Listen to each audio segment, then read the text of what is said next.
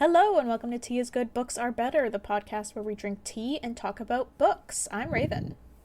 Jessica. And we are here today to talk to you about A Feast for Crows by George R.R. Martin. Again. Yep. Oh shit, I'm knocking shit over on my desk. Ah! Bruh. Alright.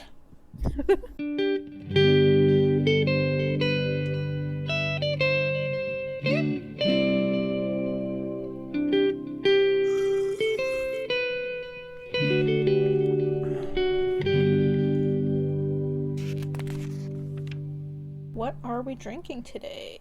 I'm drinking cinnamon apple chamomile. Again. It's so darn good. I'm drinking a raspberry lemonade kombucha. Woohoo!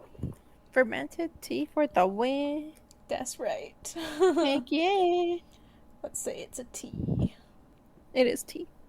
Okay. Kombucha I said is we'll tea. say it is. And I say it is. Okay. We're saying it Okay. is. I say it is. Alright, so this week we read chapters 29 and 30 featuring the Reaver and Jaime Lannister. Where did we leave them off, Jessica? What? Alright, the Reaver. That is Victarion. That's right. And when we left him off, he had arrived at the King's Moot, tried to talk Asha out of claiming the chair, and was overall disgusted by Euron. But I think there was an Asha chapter There was, where we saw him. after that where Euron won the King's Moot? I don't know if he had won it yet, but Where he made a convincing they all speech. made their speeches, and I think Euron got the most applause or something. I don't know. Something like that. But we saw Seems like- Victarion in that chapter as well. He's pretty popular, Euron. Yes. And Jaime? Jaime has been sent to deal with Harrenhal and Riverrun. When he arrived to Harrenhal, he freed the hostages, and he plans to take Sir Gregor's men to Riverrun and use them to intimidate. So I don't think he wants to fight. Because he vowed to not take up arms against the Tullys. Never, ever again. Right? Yep. That is right. I'm going to apologize ahead of time in case I need to clear my throat or cough. I'll try to edit it out when I can, but sometimes I can't easily I'm just edit nasty. it out. So, yeah, I'm getting over a bit of a cold. Well, at least it's not COVID. Well, I didn't test myself. W froze. Alright. Chapter 29 is the Reaver. Let's start with that. Why is he the Reaver? What does that mean? Alright. A Reaver. Why is it giving me fucking Spanish translations? The fuck? Huh? Is it a Spanish word? Transitivo direto. Tornar a ver. Recuperar. Why are you in Spanish? Okay. Reaver. To recover or reacquire. To go on a plundering raid. Oh, there we go. There we To go. plunder or rob. To seize and carry off forcibly. Okay, makes sense now. Whoa. Woo. Alright, so that's why. Okay. Are you ready for the adventures of the Reaver? Ready, steady. The Iron Victory chases down a smaller ship with roses on its banners. Wow. Tyrell? They get close enough that Victarion Greyjoy vaults over the gunwale and lands on the deck of the smaller ship, fully armored. A group of warriors on the deck, wearing little to no armor, attack him, but he fends them off fairly easily, his armor protecting him from injuries. His Ironborn follow him down onto the deck and go to work, cutting down the men from the ship. Victarion spots the captain of the ship and shouts at him, asking if he's the Lord of South Shield. The captain responds that he's the Lord's son and heir, Sir Talbert Seri. And Victarion's like, cool, and charges his ass. Needs to know the name of his victims. I think he wanted to find the Lord. Ah. Yeah. After some fierce back and forth, Victarion is forced to catch Seri's sword when he can't twist his shield around to block the blow in time. And he feels it slice into his hand. And I think it's like the area between his forefinger and his thumb. Ah. That like piece of skin. Yeah. The same place that Mom cut her hand, remember? Yeah, it's like a hardcore paper cut. Oh, God. So he feels the blade slice into his hand, and then he pulls the sword out of Seri's grasp and throws it into the sea. He then throws Seri into the sea. Then he looks around at the carnage and thinks this is why he was put on Earth. Ooh. He likes that shit. Mm-hmm. He's like, I found my purpose. People. Delicious murder. Those were the days. Something I did notice is that George R.R. Martin does say Earth here, which I found to be curious. I think he means the soil. Okay, What's that's underneath your feet. Yeah, that. I felt like that had to be what he meant, especially because it wasn't like capitalized. It was. They're definitely not on planet Earth. Yeah, but even so, if that was his meaning, do we refer to our soil as Earth because our planet is called Earth, or is it the other way around? Because if we call the soil Earth because our planet is Earth, then it still wouldn't make sense for his people to call soil Earth. No, I wonder what came first. Yeah. Soil Earth or Earth Earth? Soil Earth or planet Earth? Okay, now I want to know. Yeah. Like, how do you Google that? Right? Why do we call soil Earth? Oh, okay. The word Earth means ground or soil. This is an old word from the time before we thought about planets and naming them. Oh, fuck! When we figured out we were on a planet, we called it the ground, basically. Well, if Earth's dirt is called Earth, why isn't Mars's dirt called Mars? Riddle me this. Hey, it very well might be if we ever land there. That'd be so weird. Just, you've got a bunch of Mars under your fingernails. Go clean up. I have to plant through this Mars. So the name Earth originated from the 8th century Anglo-Saxon word Erda. Erda? Which means ground or soil. Wow, we learned a thing. Anglo-Saxon? That's far ago. Yeah, that's like... I don't even know how long, but that's a long time ago. Yeah. Let's Google that. When was the Anglo-Saxon period? 410 to 1066 AD. Goddamn. Oh? That's thousands of years ago. AD, that's... It would be early Middle Ages. Uh-huh. Very early. Yes. Okay, cool. Now that we are educated, and George R.R. Martin has proved me wrong. Yep. Victarion continues slicing down his enemies, wishing he could deal with the crow's eye this easily. But he's scary. Yeah, and I'm also like, would Victarion really... Would he? I don't know. Like, does he care about Euron at all? Or would he just kill his ass?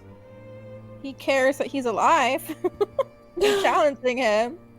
I don't think they like witchcraft. No, they think he's psycho. I think they think he's dabbled in the dark arts. Like Voldemort. I mean, he kind of has, hasn't he? He has. Yeah. I think that's what their priest's brother really despises about him. Oh, yeah, he calls him godless and stuff. Yeah, that he's done dark magic or something in, or what's the place called? A shy? I don't remember. They might have said a shy, but in this chapter he only talks about Old Valyria, which is the place with like all the not dragons, demons. It's full of demons. Oh, yeah. Cursed shit. Yes. Okay. Finally, they've won the battle and the ship. Victarion takes a moment and looks around the sea, which is full of ships, some burning, some sinking, some smashed to splinters. He spots half a dozen longships racing back toward the Mander, and Victarion thinks to let them go and tell the tale. Once a man had turned his tail and run from battle, he ceased to be a man. Okay. Victarion removes his helm and asks his Ironborn if any of them pulled the captain out of the water, as he would make a good ransom, but none of them had seen him. Should have thought of that before, Victarion. Yep. Victarion accepts that most like the man had drowned. He thinks that he was brave, at least, almost Ironborn. True. The man faced him head-on. And drowned. That's an Ironborn thing. True, yeah. I mean, but an Ironborn thing is coming back, isn't it? True. Or is that different? Is that all Ironborn, or is that just like the drowned men? I think that's a drowned man, and whoever wants to sit on the drowned chair. The sea stone chair. Yeah. Okay.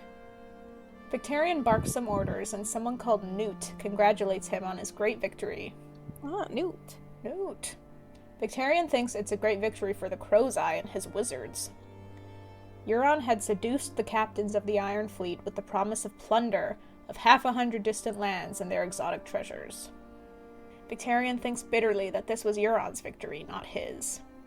Euron stole his wife, stole his throne, and now steals his glory. Humiliating. Yep. And so yeah, we kind of mentioned it before, but if it wasn't clear, at the end of the last chapter with Asha, Euron has definitely won the King's Moot. He now sits the Sea Stone chair. He is the king of the Iron Islands. Ooh. Victarion goes below deck, where a dusky woman waits for him. What? A dusky woman, which basically just means, like, dark of skin. Okay. And he takes her twice. Oh, shit. I guess. Dang. Yeah, the battle makes him horny. I think he's an older man, too. Victarion is? Isn't he? Like 40s? Yeah, but that's not... I'm just shocked he's going twice. I guess going twice in a row would be... yeah, okay. Okay. That's what I'm surprised about. But the adrenaline of battle is supposed to, like, make you rock hard or something. I don't know. It's supposed to make me rock hard, huh? Yeah, you're rock hard, right? After you can fight. Anyway. There is blood smeared on her body when he's done, but it's his own blood. Okay. From his cut hand. Yeah. She washes it for him after. And while she's doing that, he kind of admits to himself that the plan to take the Mander had been a good one. And he wonders if Euron's wizards saw it. Like, I think he means saw it in their future or something? Or had a vision? Divination. Yeah, something like that. Victarion drinks in the darkness, brooding on his brother. He wonders if he does not strike the blow with his own hand, would he still be a kinslayer? Victarion fears no man, but the drowned god's curse gives him pause. Aaron Damphair would know the answer to his question, but the priest was somewhere back on the Iron Islands, still hoping to raise the Ironborn against their new crowned king. When Victarion last saw him, Aaron had prophesied that Euron's blasphemies would bring down the drowned god's wrath upon them all. He said he must be stopped. Victarion pointed out that Aaron is the one who put the driftwood crown upon Euron's head. But the priest says he will gladly wrest it off and crown Victarion in his stead. He says only Victarion is strong enough to fight him. Victarion responded that it was the drowned god who raised him up, so let the drowned god cast him down. Aaron? I keep saying his name differently. Do you say I forget how I said it. Aaron. Aaron? It might be Aaron. That'd be funny if it was Aaron this whole time. Whatever is easier. Okay. I'll just say Aaron. Fuck. I don't even know what's easier. What is it again? Aaron. You know what? It's Euron, so I'm gonna say Aaron. Okay. Aaron. Oh, twinsies. Yeah. Aaron says it was not the god who spoke. He believes Euron's wizards sent some spell upon them, so that they could not hear the sea. Shit. The captains and the kings were drunk with all of this talk of dragons. Aaron says that if Victarion won't do it, he'll do it himself. He will rouse the common folk to tear Euron down. And the next morning, he had vanished from Old Wick. He was gone. Off to rouse the common folk, I guess. Now, Victarion finds himself remembering Baelor Blacktide's words. Balon? Is that right? Balon? Oh my god. Balon? There's so many odds. They all sound the same, huh? Okay. Balon was mad, Aaron is madder, and Euron is maddest of them all. Wow. Yep. You make a song of that. Blacktide had tried to sail home after the King's Moot, refusing to accept Euron as his king, but the Iron Fleet had closed the bay. Shit. Well, shit. Obedience was rooted deep in Victarion Greyjoy, and Euron was his king. Lord Blacktide was delivered to the king in chains and was cut into 7 parts to feed the 7 green land gods he worshipped. So yeah, Man. Victarion is the one who had the Iron Fleet close the bay. Yeah, jeez. So much for good guy Victarion. He probably thinks he's being a good guy by obeying his king. Yep. As a reward for his service, Euron had given him the Dusky Woman, taken off of some slaver. Oh, so she's a slave. Yes. Her tongue had been torn out, but she was otherwise undamaged. Tongue? How is she gonna get blowies? Well, you could do it. Sometimes when Victarion looked at her, he found himself remembering the first woman his brother had given him. Okay, was that his wife? Is Euron older than Victarion? No. I thought he Wait, was younger. hang on. Oh. Greyjoy family tree. Okay, let's see here. Oh, there's no fucking Victarion in the show. Books. I was like, what? Where's Victarion? You know, what I just realized? A family tree will not tell me who is older. Okay. Is Euron older than God, I'm stupid. Victarion? Victarion is younger He than Euron. is! I always thought he was older. Apparently not. Okay. I guess Aaron is the youngest. Yes. Victarion took some wine and went up on deck. They watched ships sink and pull survivors from the sea. Victarion had lost 6 ships and gained 38! Whoa! I wouldn't call that a lose. Nope. It was a great victory. They begin to head back to Lord Hewitt's town, and he goes below deck again. He complains about Asha to the Dusky Woman, that she should have given him her voice. Asha and her crew had melted away the night the driftwood crown was placed on Euron's head. Some small part of Victarion was glad she had.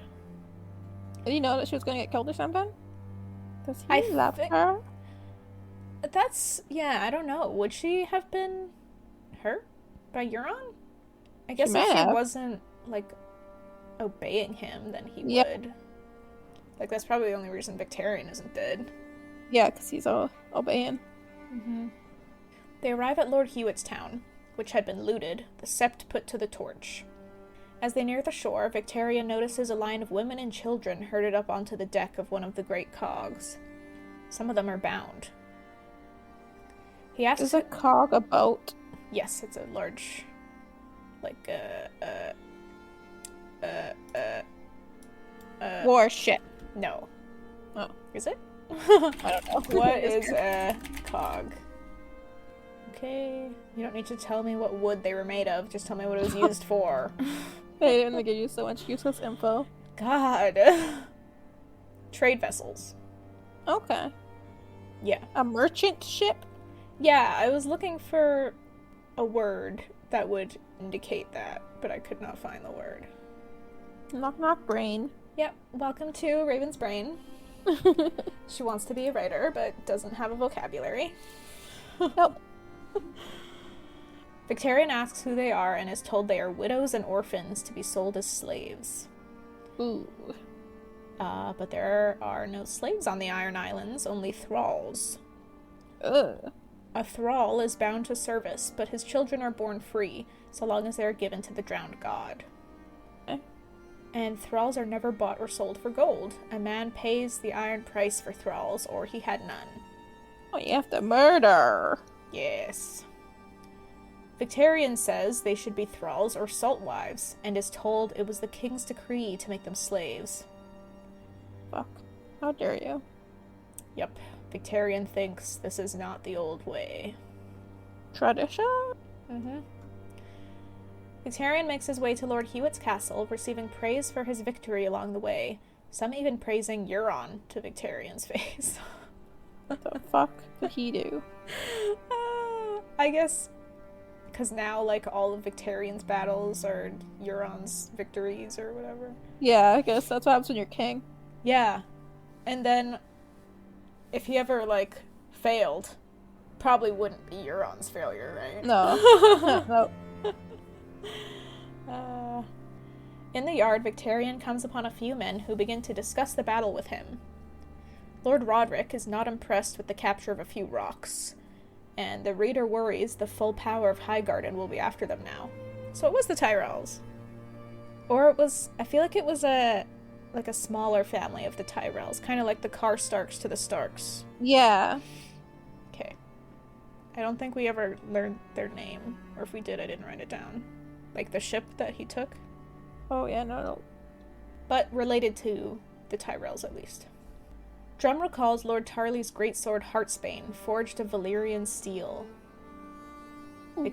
Victarion says he will take Heartsbane for his own, as Drum's forebear took Red Rain.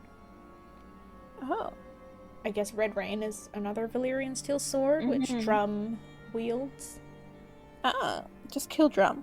Yeah, he's right there. Quick and easy. The reader says they will come. His grace desires it, otherwise he would not have allowed them to let Huon's ravens fly. Also, they want to fight the Tyrells. Interesting. Good luck. I guess because they're on the water, they think they would have the advantage to bring the Tyrells to them, maybe? If they do come to them. Yeah. In the hall, a riotous feast is in progress. Newt the Barber is pissed that all the loot and women of the castles have been taken by men of the Crow's Eye while they were out on the water. Victarion might have claimed a seat on the dais, but he doesn't care to eat with Euron and his creatures, so he sits with Ralph the Limper, the captain of the Lord Quellen. Limper? Ralph the Limper. I'm guessing he has a limp. A lot of the nicknames are not very creative. The Reaver, that's creative. Ralph the Limper, not so much. Oh. Hotho Harlaw tells Victarion that his cousin Harris was to be given Grey Shield, which is one of the islands they just won. Apparently Harris Harlaw had taken Grimstone by himself, which is a castle, I believe, on Grey Shield.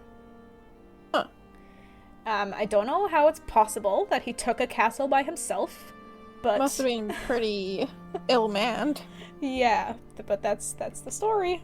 Let's go around. Hotho seems excited that with Harris gone, he will be the Reader's heir. Is the Reader the guy that Asha was, like, trying to convince to speak for her?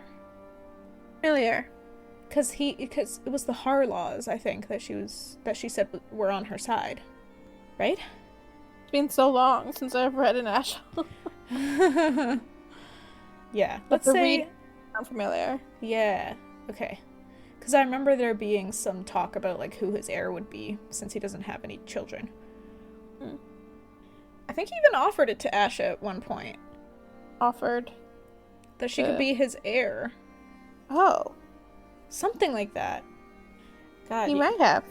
You'd think we would do our due diligence and read up on what we've missed out on. But... So lazy, though. Yeah.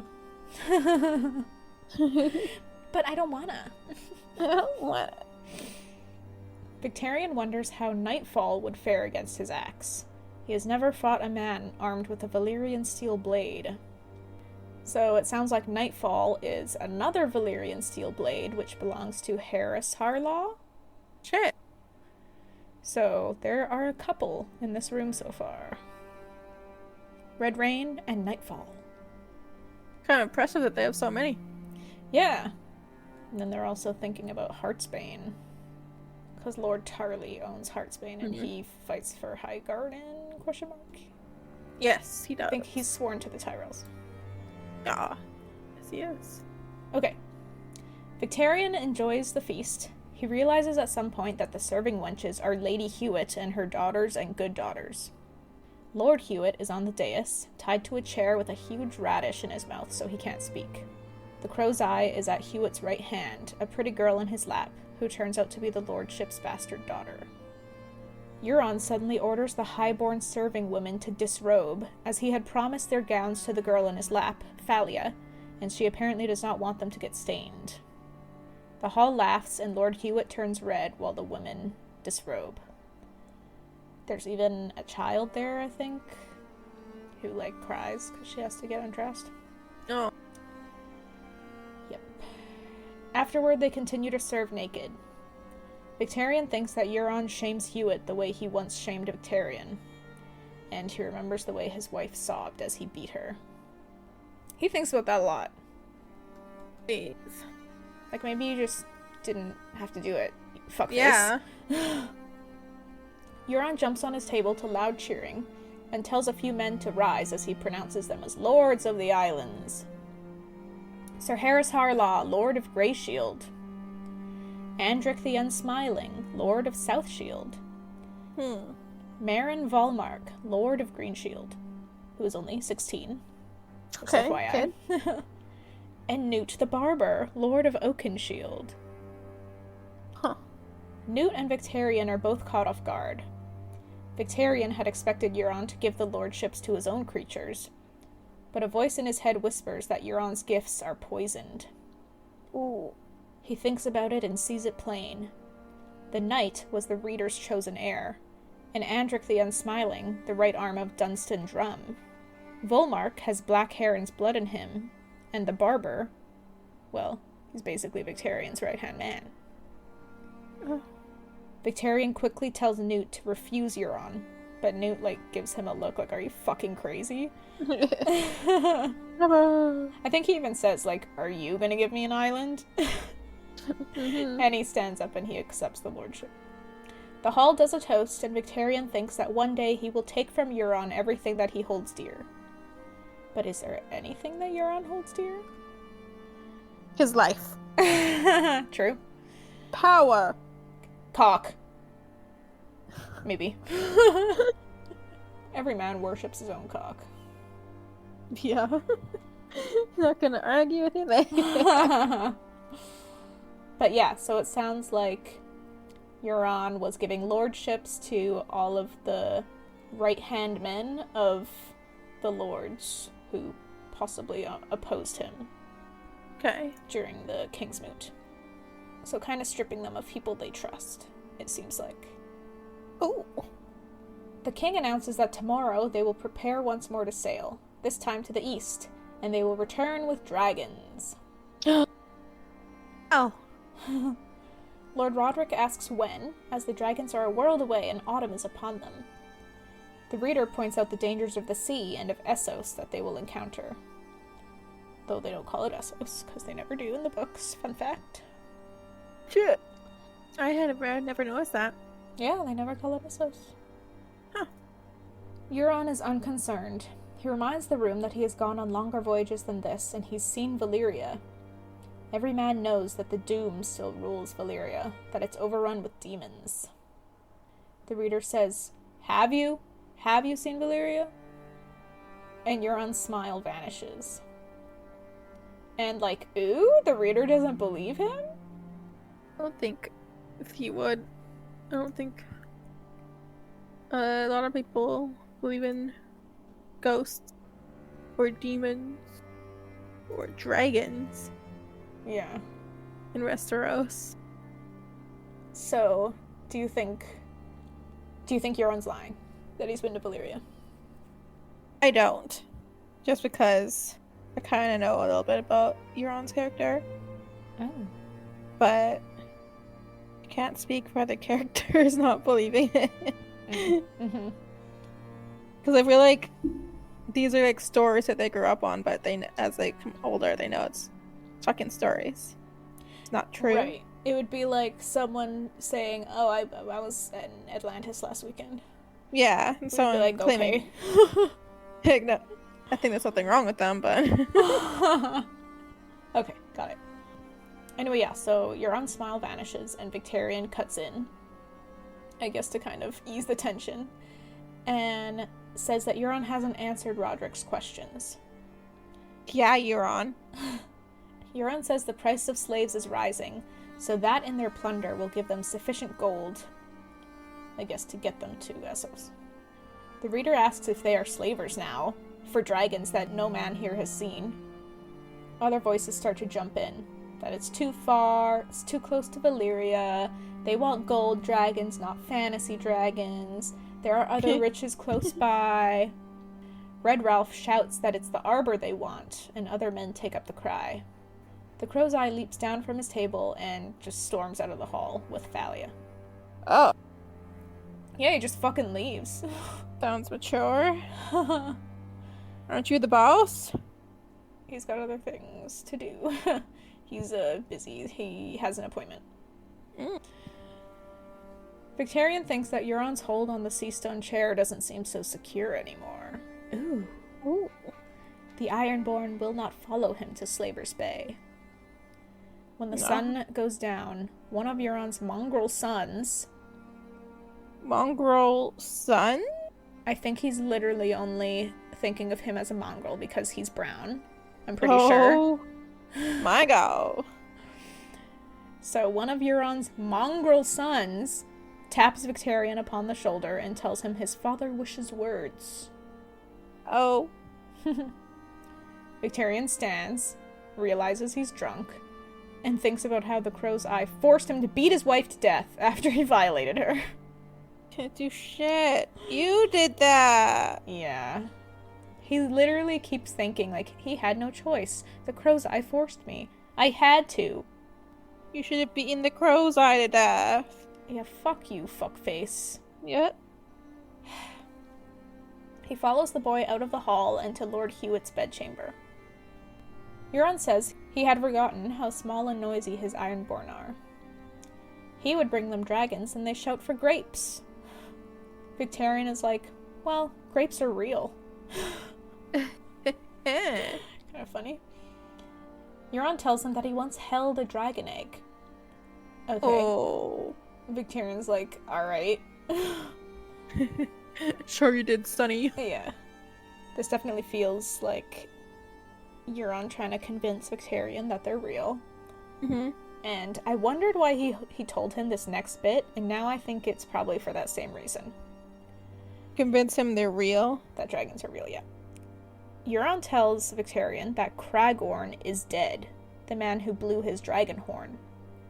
When the maester cut him open, his lungs were charred as black as soot. Whoa! What? What kind of magic is this? Right? So I feel like the purpose of Euron telling him that is still to try and convince him that the dragons are real. Yeah. Come on, man. The signs are everywhere. Well, by proving the power of the horn, maybe that, in a way, also proves the presence of the dragons? Mm-hmm. Or the reality of dragons? I don't know. But yeah, what the fuck? His lungs were black as soot? Excuse you? Euron admits that the reader was not wrong. The voyage is too long and too perilous. Only their finest ships and crews could hope to sail to Slaver's Bay and back. The Iron Fleet. Victarion thinks that the Iron Fleet is his, but he doesn't say that. Oh, Howard. Euron offers Victarion a drink of Shade of the Evening. Oh, is that the stuff the warlocks in Karth drink? Mm-hmm. Yep. Purple lips. Yep. Euron says it will open Victarion's eyes. He says he came upon a cask of it when he captured a certain Gallius out of Karth, along with 4 warlocks. So he got it directly from the warlocks. Yeah. One of them premused to threaten him, so Euron killed him and fed him to the other 3. What? I mean, oh. I'm noticing a pattern. He likes eating people, huh? Or feeding people to people. Well, Gregor Clegane did that with Vargo Hoat in Jaime's chapter. Yeah, he did. And now Euron's doing it in this chapter. And, like, what the fuck is going on? Why is everyone feeding each other men? For the psychological torture. I guess, but it just feels, like, so weirdly close. It does. Something in the water, I guess. Euron says men are meat. Well, he's not wrong. It's not a lie. Victarion thinks that Euron is definitely the maddest of them all, and he turns to leave. The Crow's Eye says a king must have a wife, and asks Victarion to go to Slaver's Bay and bring his love to him. Huh? They say she is the fairest woman in the world. Huh? The mother of dragons. Okay. He wants Dany. Yes. His love is Dany. He's never seen her, but he's heard the tales, so he's like, I want her. Okay. After some convincing, Victarion agrees to go to Slaver's Bay and find this dragon woman and bring her back. But he thinks to himself that he won't do it for Euron. Euron stole Victarion's wife and despoiled her, so he will have Euron's love. The fairest woman in the world for Victarion. Okay, good luck. Yeah. I'm intrigued to read these chapters. I want to see Victarion try and seduce Dany, or steal Dany. We steal Dany, not seduce. That's not gonna go well, buddy. Good luck. Good fucking luck. Especially with all of her, like, her entire army and shit. Like, she literally has... What is it? You don't believe in dragons, yo. Okay, but she has Unsullied. Oh, yeah. Unsullied. She has over 10,000 Unsullied. She does. Because there's, like, 8,000 plus, like, the kids who were in training. Yeah. So, yeah, she has over 10,000 Unsullied. Plus now, the... What's-his-face's people. Oh, yeah. That old forcibly retired Kingsguard. Barristan. Sony. Yeah. Jorah Mormont. She has her dragons. He doesn't know about them, but... He'll like to see those. She still has Darion at this point, right? Who? Darion? Darion? It's Darion, right? Darion? The blue beard guy. Oh. Is that Darion? Is that his name? It's... Maybe not. It starts with D, right? Right? I'm brain farting hard on his name. Dario. Okay. Okay. So, good luck getting to her. Can't wait to watch you try to steal her. It'll be entertaining when he gets fucking roasted. I wonder, is he gonna, like, try and, like, rape her and then kill her as a way of revenge? Like, in his mind, this is what he's thinking. I think he wants to make her his wife. Oh. Good luck. Like, why would you want to use the fairest woman in the world once and then kill her? Revenge! if he really wanted revenge, though, he would let Euron marry her and then rape her. Mm-hmm. That feels weird to Kill say. her. No, make Euron kill her himself. Ooh, like he had to. Mm-hmm. Hey everyone, just a quick aside. We just became affiliates of Buzzsprout, which is the hosting platform we use for our podcast. If you are interested in creating your own podcast, please consider using Buzzsprout. It made it easy to get our podcast on Spotify, Apple Podcasts, and dozens of other streaming platforms. They also provide you with a podcast website, detailed analytics to see how your episodes are performing, and tons of guides on how to improve your listenability. And if you follow our link in the episode description, you will get a $20 Amazon gift card when you sign up for a paid plan, and it helps support our show. Thank you. Back to the episode. Alright, are you ready for Chapter Jaime? Chapter Jaime. Alright. Chapter 30 is Jaime. Jaime and his column reach Derry, the castle where Lancel lives. Jaime orders his men to make camp outside the walls, as there will not be enough room to house 1,000 men. When they are allowed inside, Pia remarks that it looks like a toy castle. She's only ever known Harrenhal, so every castle will seem small to her, except the rock. Derry had changed hands several times during the war. The castle had been burned once and sacked at least twice. But Jaime notices the repairs seem to be well on their way. He also notices the castle's peasants are all armed, and there are sparrows present. He sees no sign of Lancel or Kevin. He's greeted by Maester Ottamore. They did not expect to see Jaime. They had heard he was on his way to Riverrun. Jaime lies that Derry was on his way.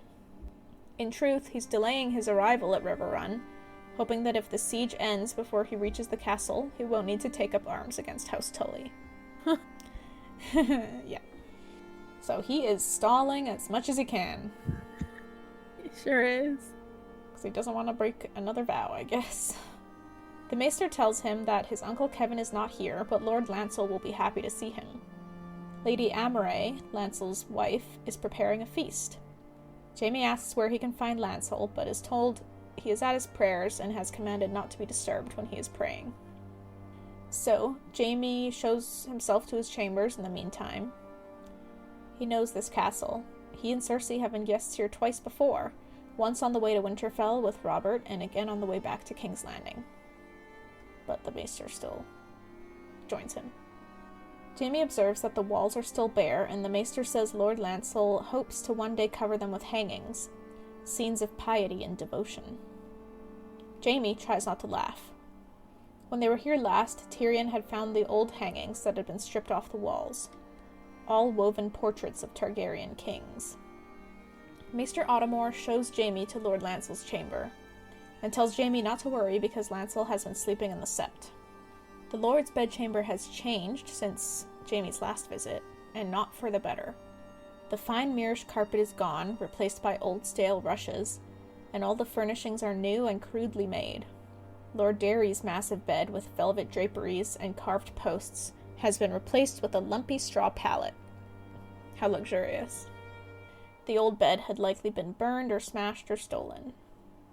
Jaime takes a bath and Pia helps dress him after. After she leaves, Jaime asks Peck, the squire, who he has noticed watching her, if he wants her. Peck blushes. Jaime tells him that if she'll have him, take her, but be kind to her. Yo, isn't she traumatized? Yeah, first of all. Oh, she yeah, probably doesn't want any sex at all ever anymore. No, never again. That makes me think, actually. I've read some interesting criticisms on Reddit lately. Oh. I've heard people say that Game of Thrones, I think they were talking about the show, but they said Game of Thrones uses rape as a tool to, like, tell the audience whether someone is a bad person or a good person. So, like, if they're willing to rape, they're bad. If they don't, they're good. Yeah, I hear that too. That's a tool to, you know, like, even, like, upset the audience and make them, like, empathize with the victim. Right. I don't know about that, because I personally don't agree with fluffing up violence like making it like, to me, rape absolutely happened a lot back in the medieval times. Mm-hmm. And not showing it's not going to make it any less real. I see what you're saying. It's kind of like, even if they're just implying rape, excuse me, I hit my microphone. Even they're just implying it instead of showing it, I think that is not as powerful. Yeah. In a way. I can see it from both sides, though, because sometimes, yes, it can feel, like, gratuitous and, like, unnecessary, but other times, especially if it's important to, like, someone's character, if you're just implying it and you're not showing it, it doesn't feel as real, like you said. I think sometimes showing something horrific is good for the story. Or at least makes it, like... It makes it more powerful. More yeah. Because it's like, if you tell an audience, oh, this character was once a fighter, but now he's, like, old and weak. It's like, okay, you say yes, and you, like, move on to the old and weak. But if you show him, like, in his youth, being, like, a fighter, and then now you see his old and weak, then you understand, like, the kind of, the journey he's been on. A lot more than if you're just telling the audience that. Yeah, I feel like you connect with him more, too. Like, you feel more emotion, like, seeing him go from a young, strong person to an old, weak man. Like, I would feel for that. Yes, exactly. So I feel like in the same way, if you're showing these, like, horrifying moments, it will have an emotional effect on you, at least it should. Yeah. I don't agree with, like, outright being like, well, I don't like seeing it, so let's not put it on shows ever, and it's a bad thing if it goes on any show. Yeah, I definitely feel like that is some people's opinion, that, like, it doesn't need to be shown ever, which, look... I mean, violence doesn't need to be shown ever. You're right, it doesn't need to be shown, but I think overall that would make the story a lot weaker. Yeah. And if that's not something that you can handle, then don't watch the show. Or you can fast forward. Or yeah, skip the scene somehow. But honestly, I just think if that's something that you can't handle, then the show's not for you. Which is fine, yeah. That's okay. It doesn't have to be for you, you know? No. And it's totally okay to not be okay with it, and to not be able to watch that kind of stuff. Mm-hmm. That's valid, and you don't have to do it. But that doesn't mean that the storytellers need to conform to that viewpoint. Right. Because not everyone feels the same way. Agreed.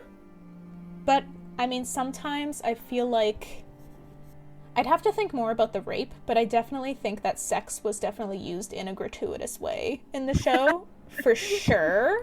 It was used a lot. And I'm speaking of more like the brothel scenes. Mm-hmm. So all these boobies. Boobies were used as like a setting. Where are the dicks? Yeah. Come on. It was almost like a way to make a scene not boring. If you needed to talk about something that maybe wasn't super interesting, they would like set it in the brothel. So you could look at some boobies and like listen to boring shit. Oh. And look, that's not I'm not the first person to say that. Mm-hmm. But that kind of stuff, like, yes, I definitely understand how that can be seen as gratuitous. And maybe there are moments of rape that were gratuitous, but I just haven't thought hard enough about it. But yeah, I would not say that overall that all rape shown in media is gratuitous. Yeah. But yeah. I want people to be uncomfortable with rape, okay? Be more That's uncomfortable. That's a good way of putting it. Yeah, you're supposed to be uncomfortable. Good point. And sometimes that's not the type of media that people want to consume, which is also totally fine. Mm-hmm. Anyway. Nothing wrong with someone who can't watch it. You can't watch it. That's fine, but don't be telling, people that it's wrong. Just because you can't because it makes you uncomfortable. First, it's supposed to. But, yeah. Anyway, we've covered this. I think we've got our point across. We're repeating ourselves now. Yeah. Yeah. Alright. Moving on. Okay. At supper, Jaime learns that Lancel will not be joining them. Lady Amory tells him he prefers to fast. Jaime thinks he should be making heirs, and wonders if Lancel's behavior was part of the reason for his uncle's departure. As they eat, Lady Amory tells Jaime how her first husband was slain by Sir Gregor Clegane when the Freys were still fighting for Robb Stark. The lady begins to cry, and her mother sitting nearby, Lady Maria, apologizes for her, saying her daughter still grieves for her father. Lady Amory explains that outlaws killed him, when he had only gone out to ransom Peter Pimple. That sounds familiar! Jaime thinks he knew Merritt Frey when they were younger. So this was the guy, I think, at the end of the last book who met Lady Stoneheart. Well, it was the migraine guy, right? Yeah, the guy who had to... He was, like, drinking a lot. Yeah, to deal with the pain. Yes. Yes. So this man was Lady Amory's father. Oh. Yes. The talk at the table turns to wolves, the four-footed kind. Okay. A few knights claim that there are more of them about than ever, and they seem to have lost all fear of men. Their columns have been attacked. Jaime's like, cool, and then he asks Lady Maria if it was Beric's band who killed her husband Merritt. Aw. She says that's what they thought at first, but witnesses spoke of a one-eyed man and another who wore a yellow cloak, and a woman, cloaked and hooded. That sounds like Sir Barristan's man, right? Yeah. Who would be the one-eyed man, though, other than Beric himself? I think it's Beric himself. Oh. Do they just not recognize him It anymore? might be. Maybe he's gotten so fucked up. I mean, Looking true. Dying and being raised again. Yeah, he's, like, covered in scars and shit now. And he probably just looks, like, haunted. Yeah. Back from the dead for, like, the 10th time. He's like, yeah, I think I'll leave now. The peasants said the woman's face was torn and scarred, and her eyes terrible. They claim she led the outlaws. Jaime finds it hard to believe. A woman leading? I don't know if that's what he meant, but for sure. Lady Maria says that Beric and the Red Priest weren't seen. Strongboar says Dondarrion is dead, and then another knight argues that he can't be killed. Lady Amory says Sir Harwin has promised her Lord Beric's head, and she says he's very gallant, and she blushes as she says it. Jaime thinks that Tyrion would say, whatever became of giving women flowers? Oh. Instead of heads. Yeah.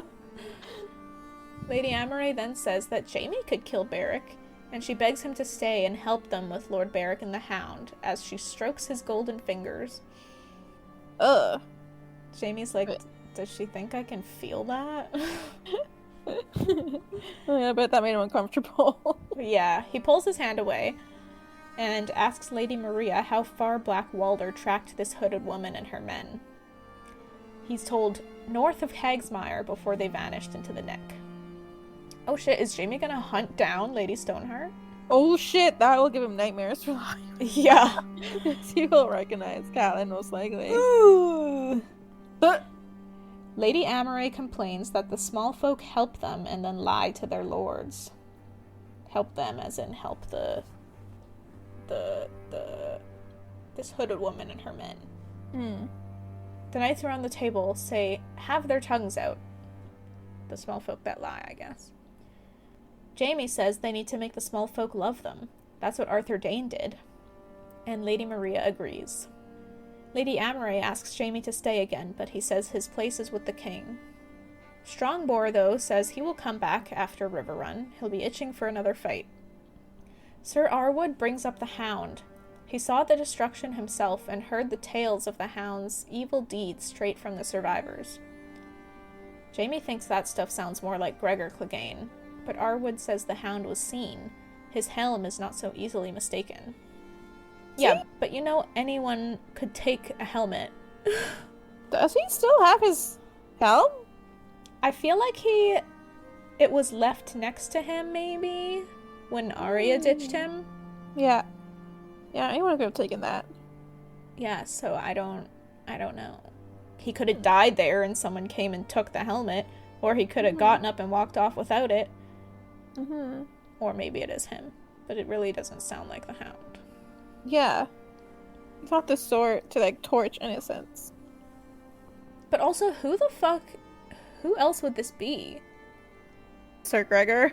But he's gone. He's dead. Or we're being experimented on. I think at this point in the books, he's dead. Ooh. I think they were done with him by now. Okay.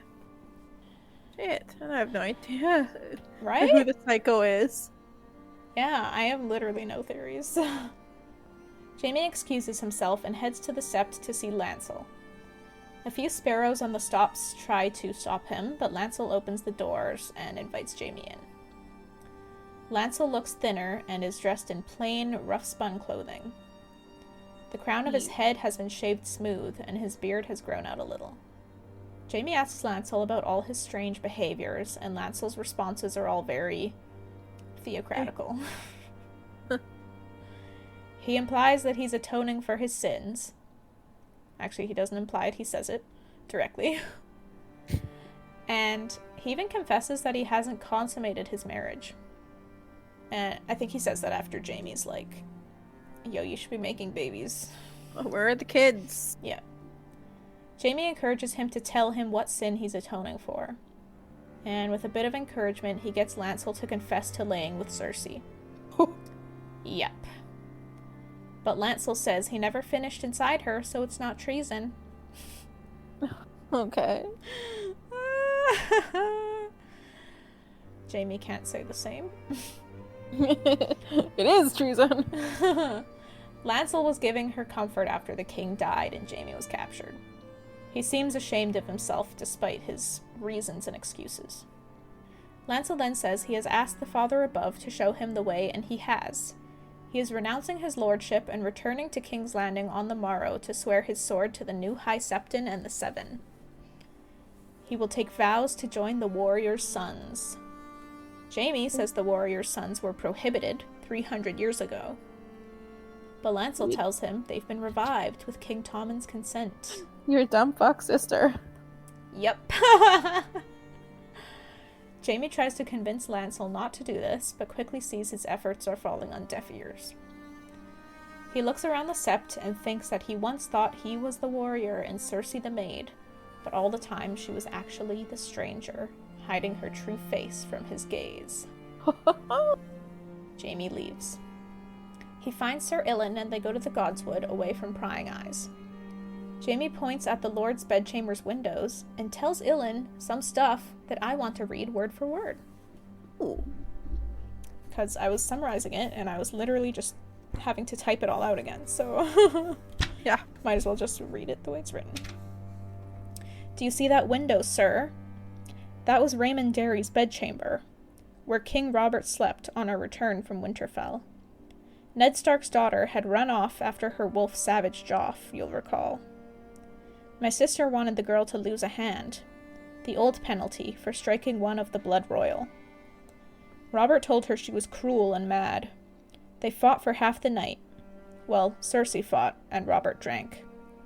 Past midnight, the queen summoned me inside. The king was passed out snoring on the Mirish carpet. I asked my sister if she wanted me to carry him to bed.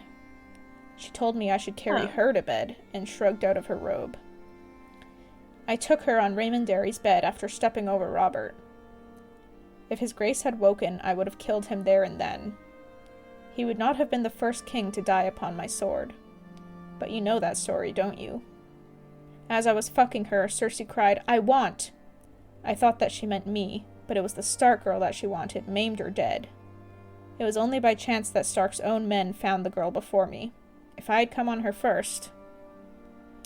And then Sir Ilyn makes some strange noises, and Jaime realizes he's laughing at him. And that's the end of that chapter. Jeez. So he confessed to Sir Ilyn right there, man. I know Sir Ilan can't tell anyone else, but still. Like, dang, the rumors are true. Fucker. Yeah, and Sir Ilan just laughs at him. Damn. So Jaime really would have killed Robert, and he probably would have killed Arya too. Yeah. That's fucked. This man was psycho. Uh-huh.